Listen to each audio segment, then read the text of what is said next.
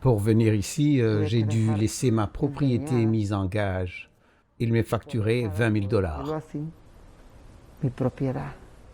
Ronaldo Galicia, un Guatémaltèque de 39 ans, a raconté son histoire lors de son séjour à Casa Alitas, un refuge pour migrants à Tucson, en Arizona, près de la frontière nord du Mexique. Je ne faisais pas confiance aux gens qui sont venus nous chercher. Ils m'ont mis dans une malle où je ne pouvais pas respirer. Eh bien, Dieu merci, parce qu'ils disent que tous ceux qui vont dans une malle meurent. La patrouille frontalière américaine affirme que ce type d'activité illégale fait partie d'une entreprise de trafic d'êtres humains de plusieurs milliards de dollars. Les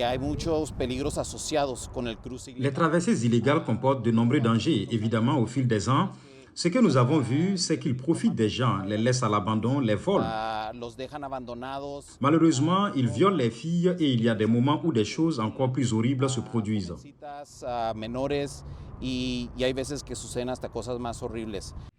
Durant son voyage clandestin, Ronaldo Galicia a été témoin de violentes pratiques criminelles. Ils demandent une quantité d'argent et s'ils ne l'obtiennent pas à l'heure et à la date voulue, ils vous tueront. Ils vous tuent lentement, ils vous couperont la main, la langue, une oreille. C'est leur loi.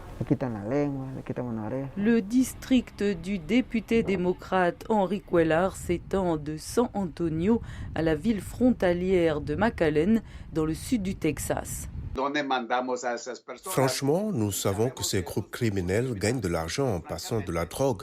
Ils gagnent de l'argent en passant des gens. Les douanes et la protection des frontières rapportent que depuis le début de l'année, la patrouille a arrêté plus de 5000 migrants illégaux qui ont un casier judiciaire ou sont recherchés par les forces de l'ordre.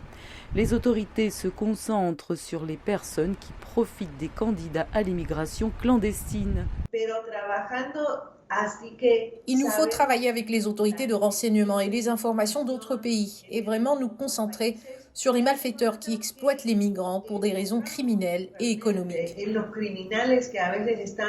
L'administration de Joe Biden a envoyé au Congrès une stratégie d'immigration globale et continue de décourager les entrées illégales aux États-Unis. Le président démocrate est accusé par les républicains d'avoir créé un appel d'air à la frontière et de ne pas avoir pris la mesure de la situation sur le terrain, avec en particulier l'arrivée de nombreux enfants isolés exposés aux trafiquants d'êtres humains.